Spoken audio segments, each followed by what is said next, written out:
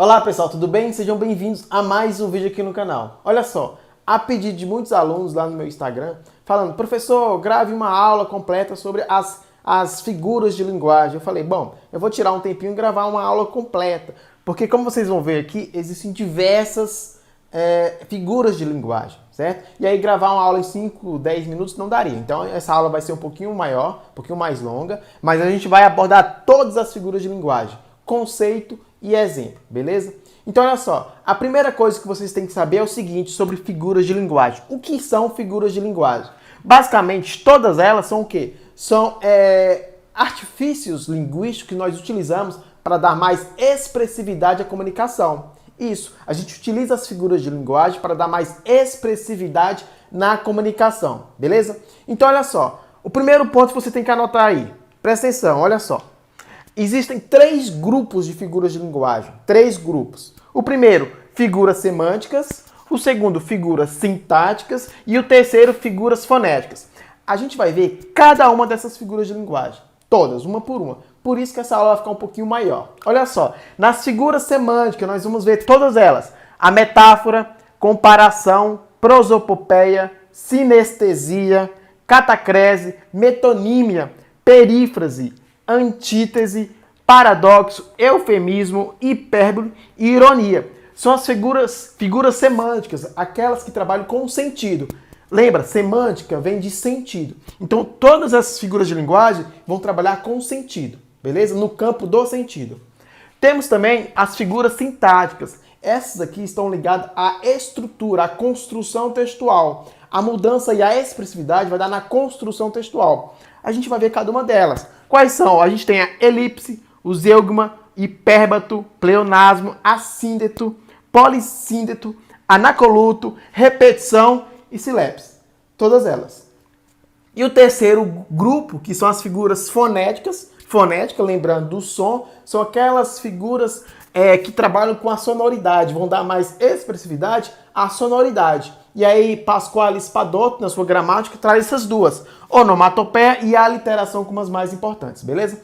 Então a gente vai ver cada uma delas, figuras semânticas, figuras sintáticas e figuras fonéticas. Já pega o seu caderno e começa a anotar, beleza?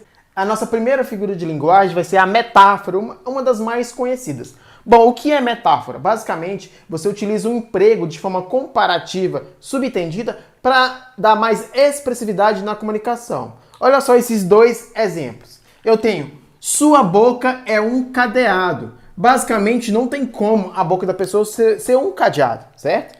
A boca é composta por lábios, superior e inferior. Mas eu utilizo cadeado para dar mais expressividade. Uma pessoa que não abre o bico, não fofoca. Então, sua boca é um cadeado. O termo cadeado aqui caracteriza a metáfora. É meio que uma comparação subentendida.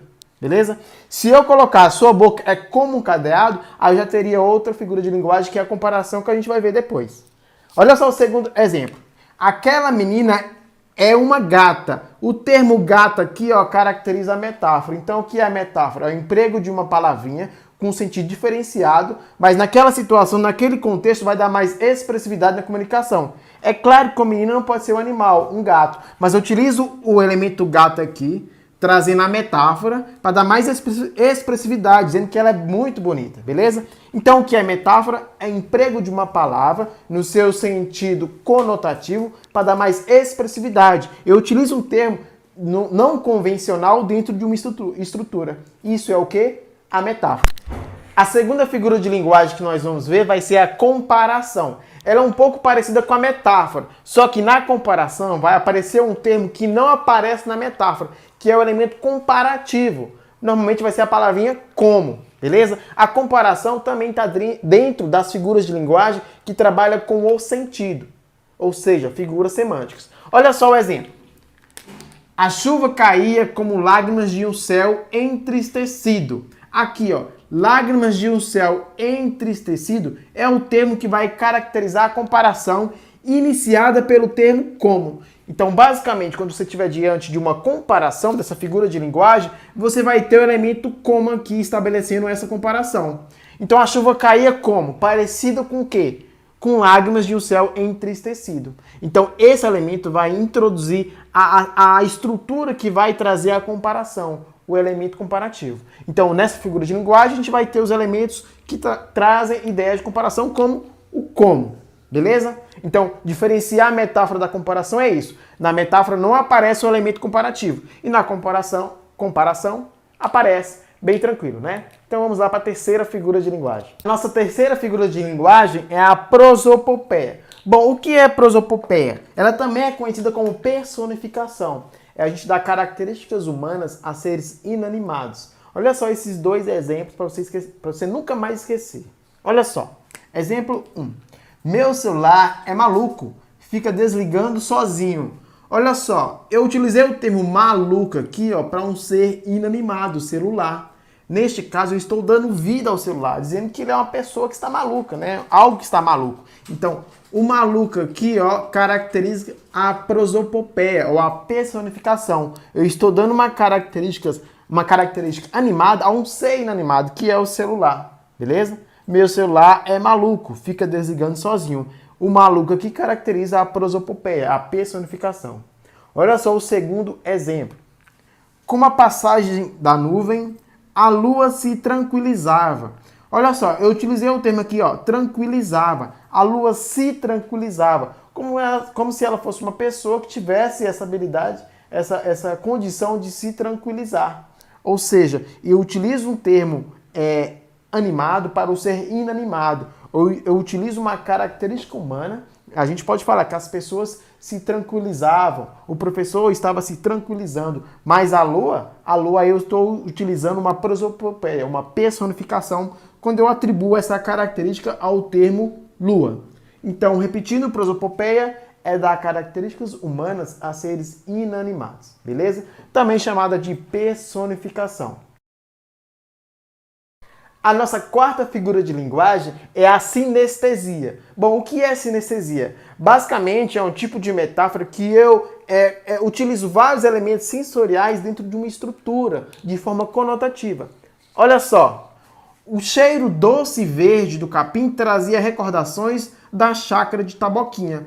Perceba que quando eu falo o cheiro doce, eu estou misturando duas sensações aqui, beleza? O cheiro é doce, é como se eu tivesse comido o cheiro para saber que ele é doce. Então, há essa mistura de sensações. Neste caso, a gente tem a sinestesia. Olha só o segundo exemplo. Lohane, eu quero um doce abraço. Como é que eu vou dar um abraço e vou sentir que ele é doce? Eu estou misturando as sensações, os sentidos. Neste caso, eu tenho o que? Uma sinestesia. Então, é bem fácil identificar a sinestesia. É a figura de linguagem que trabalha com o sentido que vai transitar esses elementos, esses sentidos. Então, o paladar, o cheiro, o tato, vai ter na estrutura a transição desses elementos, de forma o quê? Conotativa, metafórica. Então, olha só, Lohane, eu quero um doce abraço. Não tem como um abraço ser doce, eu não estou comendo um abraço. Mas no sentido de um bom abraço, um abraço gostoso. Nesse sentido, eu estou utilizando o quê? Sinestesia, uma figura de linguagem que trabalha também com o sentido. Nossa quinta figura de linguagem é a catacrese. Bom, Laércio, o que é catacrese? Basicamente, catacrese é uma figura de linguagem, ali no campo sentido também, que é uma metáfora cristalizada. Como assim? É como se fosse uma metáfora, mas pelo fato das pessoas usarem constantemente esse termo, deixa de ser metáfora e vira uma catacrese. Então, é uma metáfora já muito utilizada, desgastada. Vira uma catacrese. Olha só, com esses dois exemplos vai ficar muito claro. Presta atenção. O primeiro exemplo. Ele sentou-se no braço do sofá. Aí você fala, mas sofá não tem braço, não é um ser humano para ter braço. Mas, por virar senso comum, todos já falarem dessa forma na língua portuguesa, utilizar essa metáfora, que já é muito utilizada, vira o quê? Uma catacrese. Por não ter um termo específico para a gente utilizar aqui. E aí eu utilizo essa metáfora que virou senso comum, no caso é uma catacrese, beleza? Olha só o segundo exemplo. A asa da xícara quebrou-se. Aí você pergunta, bom, como é que uma xícara vai ter asa? Ela não é um pássaro. Bom, mas por não ter um termo específico, para utilizar naquela partezinha partezinha da xícara, a gente utiliza asa, nesse sentido conotativo, que pelo uso constante de todo mundo utilizar na nossa língua portuguesa, vira o quê? Uma metáfora cristalizada, senso comum. Neste caso, aqui é o quê? Nós estamos diante de uma catacrese. Para você não esquecer, é só lembrar, catacrese é uma metáfora que virou senso comum, que já é utilizado por todos, que é o quê? Uma metáfora cristalizada. Beleza? A nossa sexta figura de linguagem é a metonímia. Bom, o que é metonímia, Laércio? Basicamente, metonímia é a utilização de um termo para representar outro quando eles têm uma certa relação. Basicamente, é uma obra para representar um autor ou vice-versa, ou a parte para representar um todo. Então, existem alguns tipos de metonímia. Com esses dois exemplos, vai ficar muito fácil de você identificar. Presta atenção. Olha só. O primeiro, ouvi Mozart com emoção. Bom, basicamente, eu não ouvi Mozart. Eu quero dizer que o quê? Que eu ouvi a música, certo? Eu ouvi a música de Mozart com emoção. E eu utilizo essa palavrinha aqui, ó, o nome Mozart, para representar música. Neste caso, eu estou tendo que uma metonímia, né? O autor pela obra. A mesma coisa acontece no exemplo 2, olha só. Leio Graciliano Ramos porque ele fala da realidade brasileira. Bom, basicamente eu não leio Graciliano Ramos. Eu leio o quê? A obra, os livros, como Vidas Secas, que você já deve ter lido, né? Eu leio as obras do autor, do Graciliano Ramos. Neste caso, eu estou utilizando o quê? O autor pela obra. Eu leio o quê? Os textos, as obras, mas eu utilizo aqui a figura de linguagem que a gente chama de metonímia.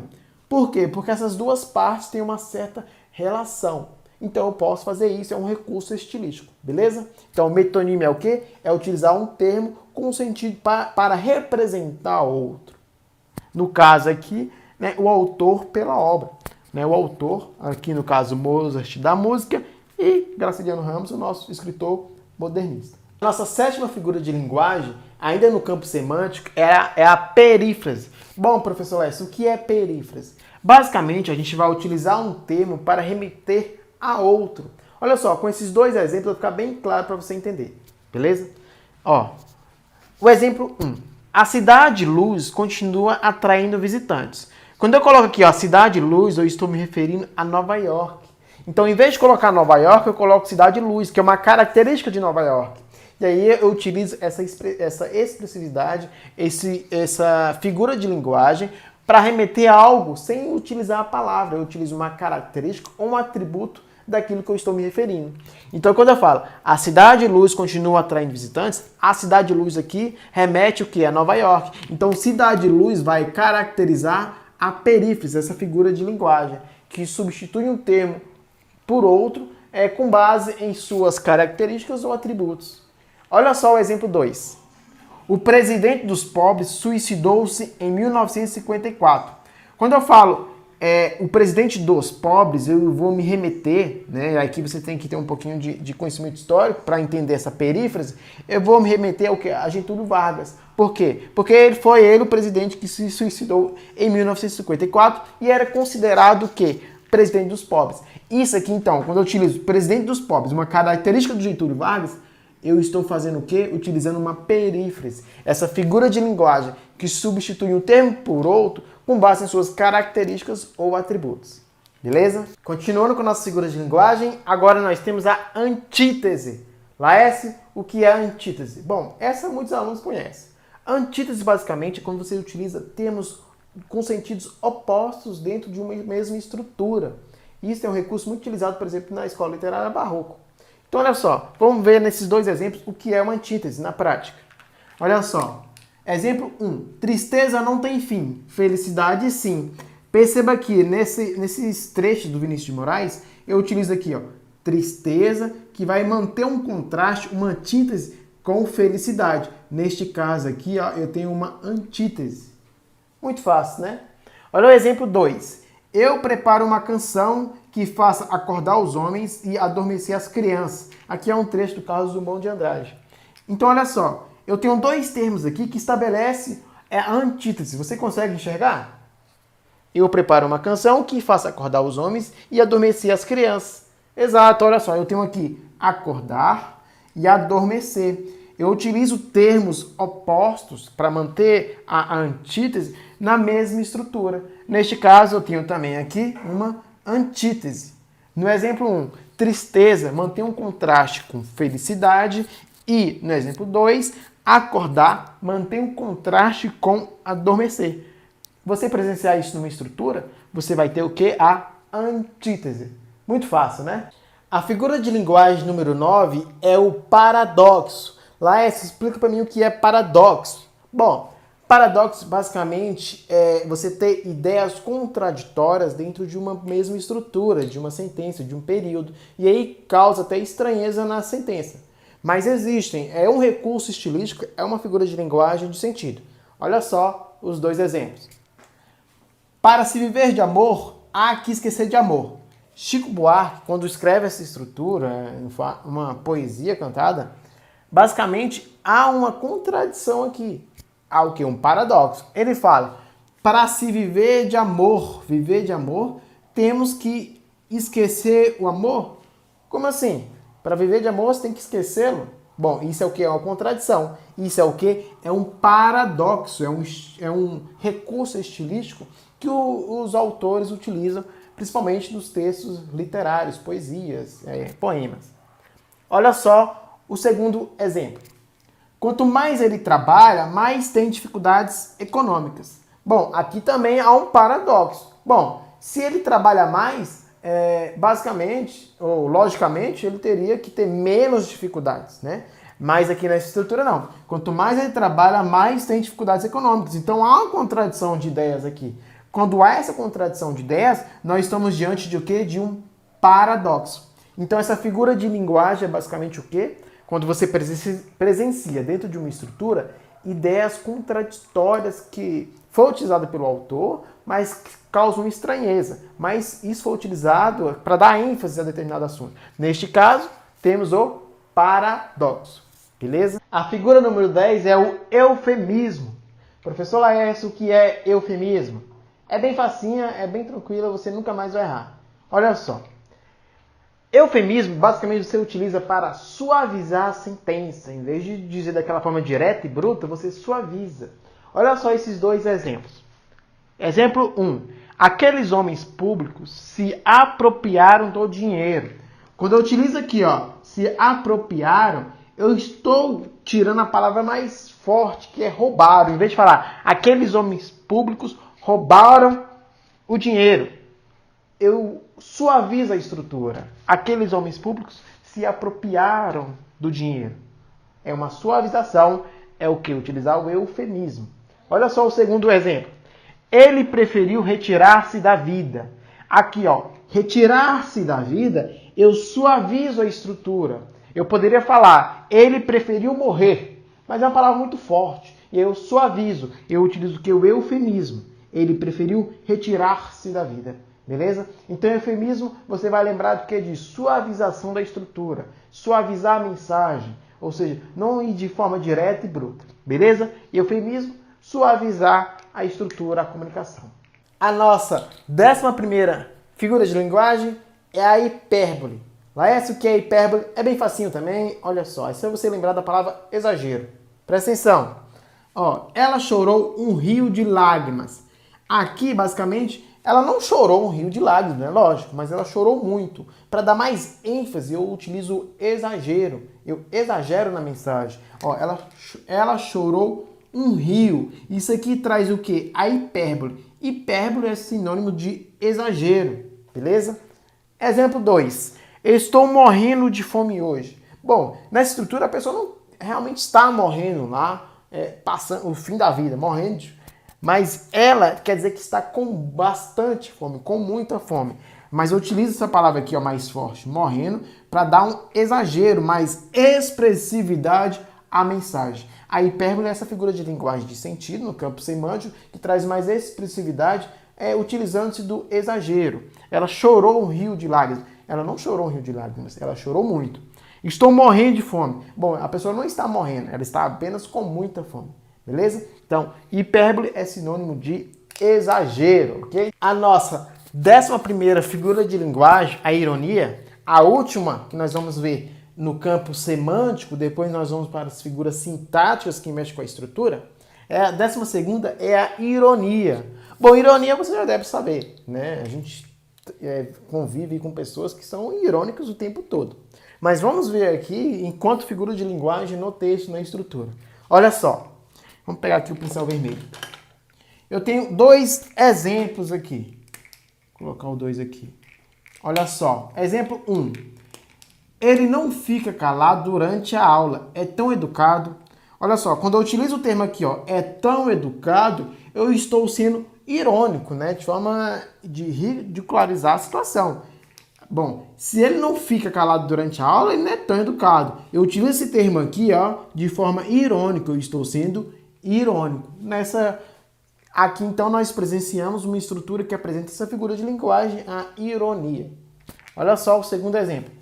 Que careta mais bonita, né? O bonita aqui, se referindo à careta, é claro que eu estou sendo irônico, né? Porque se ele fez a careta, basicamente deve ter ficado muito feio. Mas aí a gente brinca, utiliza a ironia, utilizando esse jogo de palavras, né? Ironia eu acho que vocês não vão ter dificuldade, porque a gente presencia na nossa situação, no dia a dia, várias situações em que tem a ironia. As pessoas são irônicas nesse Brasil o tempo todo, né? Então, ironia é basicamente você inverter ali algumas palavras para trazer um sentido diferenciado. Você emprega uma palavra com um sentido diferenciado. Bonita aqui não é que tá bonita, é que tá muito feia. É tão educado? Não, ele não é educado não, ele é muito mal educado porque ele não fica calado durante a aula. Então, ironia também é uma figura de linguagem e a gente encerra aqui as figuras semânticas. Vamos agora para as figuras sintáticas de construção. Vamos lá? Bom, pessoal, a nossa 13ª figura de linguagem é a chamada elipse. Aqui, da 13ª em diante, a gente vai ver muitas figuras de linguagem relacionadas à construção, que são chamadas figuras sintáticas, igual a gente viu na primeira parte do vídeo. Lembra? Então, vamos lá. A elipse faz parte dessas figuras de linguagem de construção, sintáticas.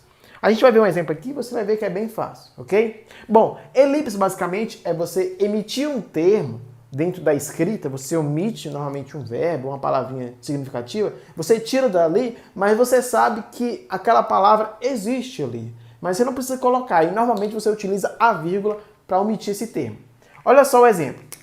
À direita da estrada, sol. À esquerda, chuva. Perceba que eu utilizei vírgula aqui e aqui. E quando eu utilizo a vírgula, eu omito uma palavrinha. Você sabe qual é a palavra que eu omiti? Ó, à direita da estrada, sol. À esquerda, chuva. Basicamente, se eu fosse escrever sem elipse, eu ia colocar assim, ó.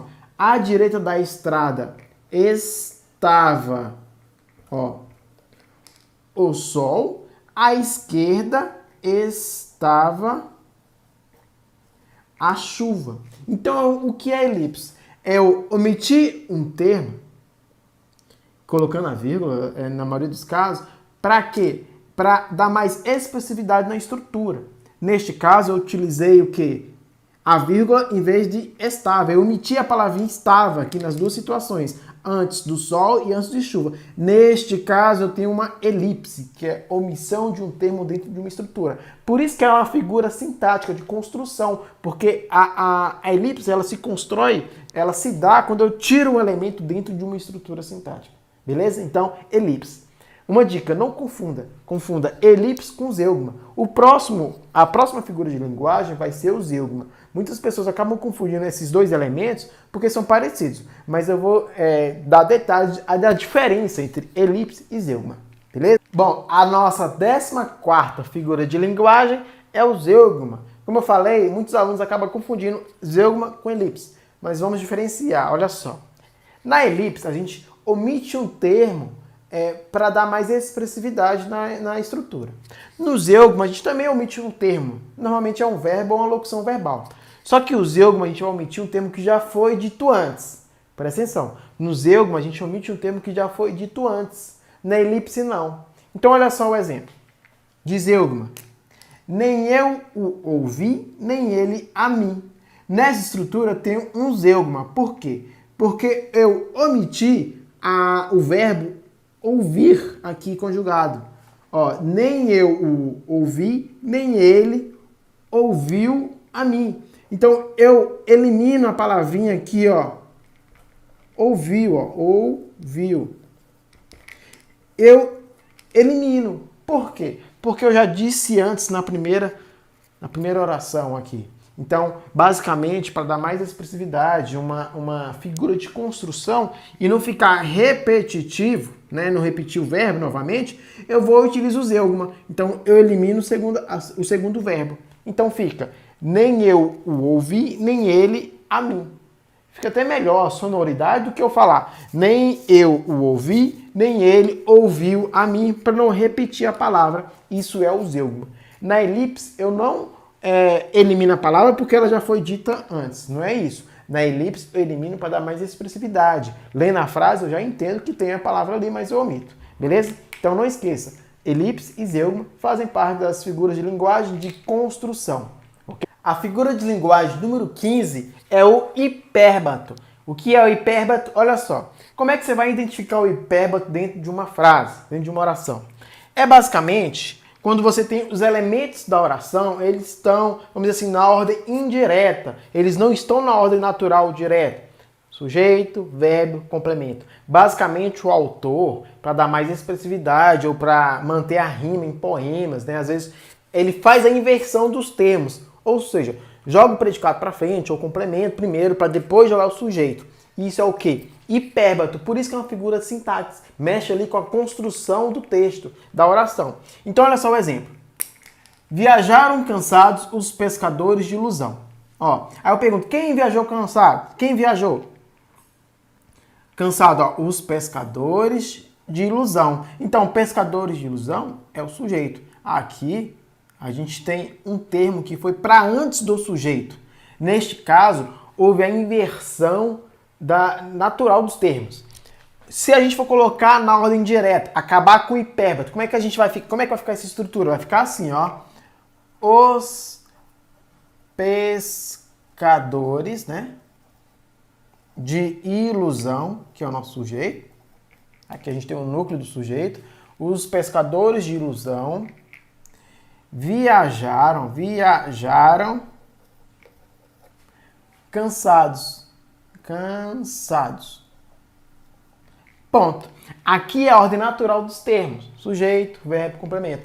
Então, eu acabei neste caso aqui, ó, com o hipérbato. Aqui o autor construiu o hipérbato para quê? Para dar mais expressividade. Às vezes ele quer manter ali a sonoridade, ou enfim. Isso é um recurso de construção. É uma figura sintática. Você inverter os termos dentro da oração, bem tranquilo. Beleza?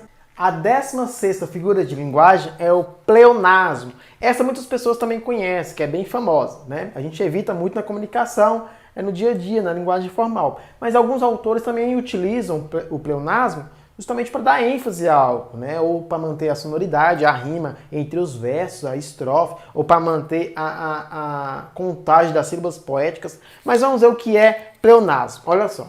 Pleonasmo, basicamente, é repetição de um termo sem a necessidade de repetir. Olha só o exemplo, bem fácil. Choramos um choro sentido, mas nos refizemos logo. Perceba aqui que o autor utiliza, ó, choramos um choro. Bom, se você chora, basicamente você vai chorar um choro. Então, não tinha necessidade de colocar aqui, ó, choro. Beleza? Mas para dar mais expressividade na construção, ele repete o termo.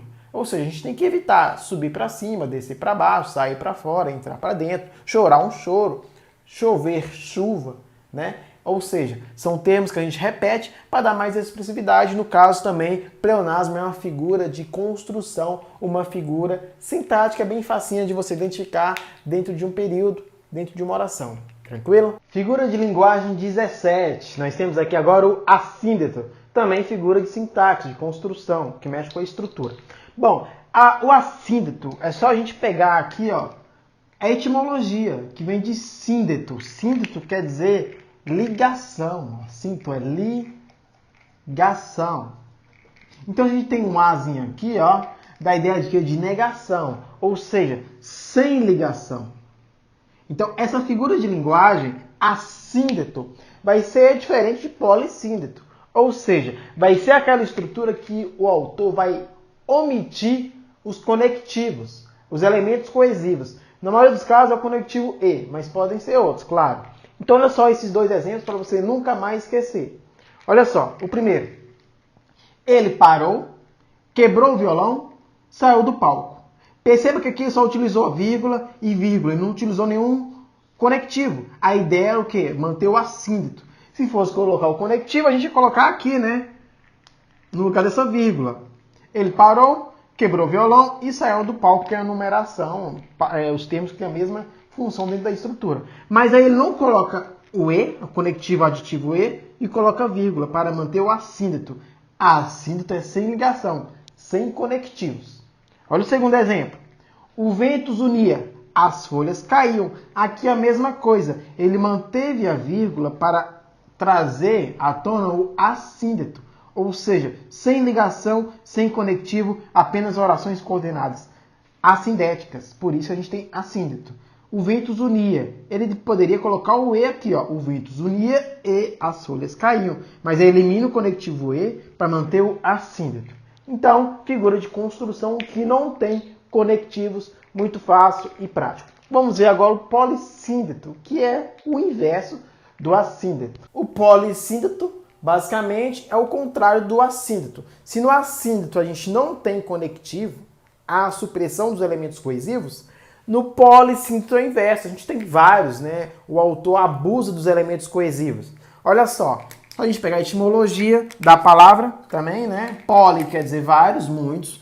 Isso é síndeto, ligação. Então, são várias ligações, vários conectivos, ó, conectivos, já que síndeto quer dizer ligação, conexão. Então, olha só o exemplo.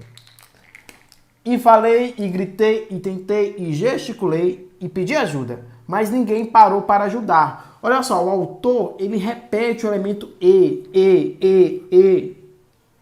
que é o conectivo, ou seja, vários elementos coesivos, para dar mais expressividade, para dizer que ele fez várias coisas, mas ninguém parou para ajudar. Neste caso é o polissíndeto. O abuso utiliza vários elementos coesivos de forma proposital, beleza? Assíndeto não utiliza conectivo. Polissíndeto utiliza vários elementos coesivos. Bem tranquilo, muito fácil. A figura de linguagem 19 chama-se anacoluto. Bom, que nome estranho é esse, Laércio? O que significa? Bom, basicamente, anacoluto também é uma figura de sintaxe que mexe aqui com a organização da estrutura, por isso que é sintaxe, né, de construção. Basicamente, ela ocorre quando há uma interrupção na frase para iniciar outra ideia. Basicamente, o autor está falando uma coisa e ele quer explicar aquilo rapidinho e ele vem com outra frase. Ou seja, ele interrompe uma ideia e continua outra. Eles têm uma lógica, mas há essa interrupção brusca na estrutura. Olha só o exemplo para ficar bem fácil de vocês entenderem, né? Ó, umas moedas velhas caídas no fundo da gaveta. Nós descobrimos o seu real valor depois que o colecionador as quis comprar. Perceba que aqui eu venho com uma ideia, ó. Umas moedas velhas caídas no fundo da gaveta. Aí aqui ele para e começa a refletir. Nós descobrimos o seu real valor depois que o colecionador as quis comprar. Isso aqui é o que? Anacoluto. De umas até gaveta eu venho com ideia. Eu utilizo a vírgula e já venho com outra ideia, mesmo que é uma relação, mas há uma quebra ali no sentido da frase. Perceba? Isso é proposital, é um recurso estilístico e se chama anacoluto, uma figura de linguagem que faz parte do campo das sintáticas de construção. Bom, chegamos na figura de linguagem número 20. Você fala, professor, ele não acaba não? São muitas, basicamente são 23, estamos acabando. Vamos lá. Agora a gente tem a repetição. Bom, essa figura de linguagem é fácil de identificar. O próprio nome já diz, repetição, então vai repetir algo, certo? Bom, essa figura de linguagem, basicamente, é a repetição de algum termo, é muito utilizado em poemas, em poesias, para dar mais ênfase, repetição, a questão da sonoridade, porque poesia foi feita para ser cantada, então é muito utilizado em poesia. Aqui a gente tem um trecho do Mário de Andrade, nosso grande escritor, e ele repetiu um termo que chama na solidão, na solidão, na solidão. Isso aqui é o que? Uma figura de linguagem chama repetição, figura de sintaxe de construção. Olha só o trecho. Na solidão, solitude.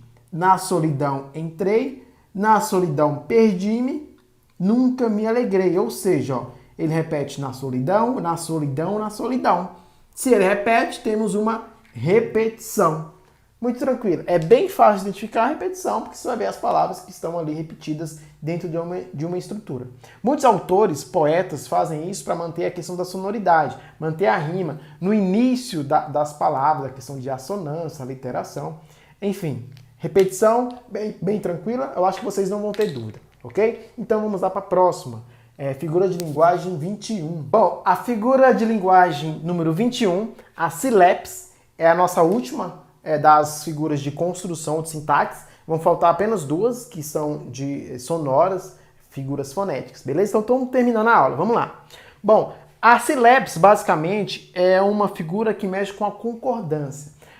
Quando a gente tem a sílabes, é quando o autor ele quer fazer a concordância com a ideia e não com o termo. Se você bater o olho, você vai pensar, bom, tem erro de concordância ali. Concordância verbal, nominal, tem erro. Mas calma, o autor está utilizando a sílabes, ele está utilizando uma figura de linguagem, está mexendo ali com a construção do texto. Olha só. O Rio de Janeiro é famosa no mundo inteiro. Você fala, Alex, está errado aí, ó. O Rio de Janeiro, famosa? O Rio de Janeiro é famoso, então está errado. Não, o autor quis utilizar aqui a concordância de ideia. Ele quis concordar famosa com a cidade, ó.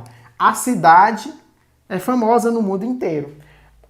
Isso aqui é erro? Bom, você não vai escrever isso na sua redação porque está com um texto com sentido denotativo. Aqui é um sentido conotativo. É uma das riquezas das figuras de linguagem. Então ele pode fazer isso, o poeta. O Rio de Janeiro é famosa no mundo inteiro. Então faz esse joguinho, utiliza-se da sílabes, dessa figura de linguagem, para concordar com a ideia e não com os termos ali escritos na estrutura sintática. Beleza? A figura de linguagem número 22, aqui a gente entra nas duas últimas, que são as figuras sonoras. Olha só, nós temos a onomatopeia, é uma delas. Bom, o que é onomatopeia? Muitos alunos sabem o que é onomatopeia. É a tentativa de representar os sons da natureza. Basicamente, a gente percebe o som da natureza e tenta pegar esse som e transformar em palavras, né? Escrever o som da natureza. Então, olha só esse exemplo. Ó, o coin-coin dos porcos parecia uma orquestra desafinada. Ó, eu utilizei aqui o coin-coin, a representação gráfica do som, né? Que os barulhos que os porcos fazem. Coin-coin, isso aqui eu representei graficamente na escrita. Isso é o quê? Onomatopeia. A gente tem várias, né? Bum, bum, tic-tac do tempo. Ou seja, é a tentativa de representar o som da natureza. Isso a gente chama de onomatopeia. Beleza? Bom, e por fim, chegando na nossa última figura de linguagem, figura sonora, a gente chama de aliteração. Bom, antes de finalizar essa aula, já se inscreve no canal, dá um like, gostei aí, porque essa aula ficou bacana, hein? As 23 figuras de linguagem. Então vem cá para a última, olha só. A última é aliteração. O que é aliteração, professor? A aliteração é basicamente a repetição de alguns sons, normalmente dígrafos, no início de palavras ou no interior, para dar mais expressividade, para dar uma assonância melhor. Então é muito utilizado, é claro, em poemas e poesias, mas os autores utilizam na sua construção exatamente para isso, para dar mais expressividade à questão sonora. Então vai ter a repetição de algumas palavras ou termos dentro da estrutura. Olha só o exemplo. Ele era bruto, bravo, brigão. O que foi repetido aqui, né? A gente sabe o dígrafo, ó, BR, ó. Ele era bruto, bravo, brigão. Isso aqui é repetido, ó, propositalmente pelo autor, para dar mais expressividade sonora. Por isso que é aliteração. A repetição dessas consoantes aqui, ó. BR, BR, BR. Perfeito? Bem facinho, né? A gente tem também outra, né? Alguns autores também trazem a assonância, que é a repetição das vogais. A aliteração, a repetição das consoantes. Tranquilo? Bom, eu vou encerrar esse vídeo por aqui, ficou um pouquinho longo, não é de costume fazer vídeo longo, mas eu pensei em uma aula que ficasse completa aqui no canal, para vocês aproveitarem e não sair pingando, pegando figura de linguagem por figura de linguagem em vídeos. Então, eu tentei concentrar todas as 23 figuras de linguagem aqui, beleza? Lembre-se, nós temos as figuras semânticas de sentidos, sintáticas de construção, de organização textual e sonoras que mexem com o som. Espero que vocês tenham gostado do vídeo, aproveitado. Esse conteúdo cai muito no Enem, em concurso, em vestibulares. Até o próximo vídeo. Bons estudos e fique com Deus. Valeu!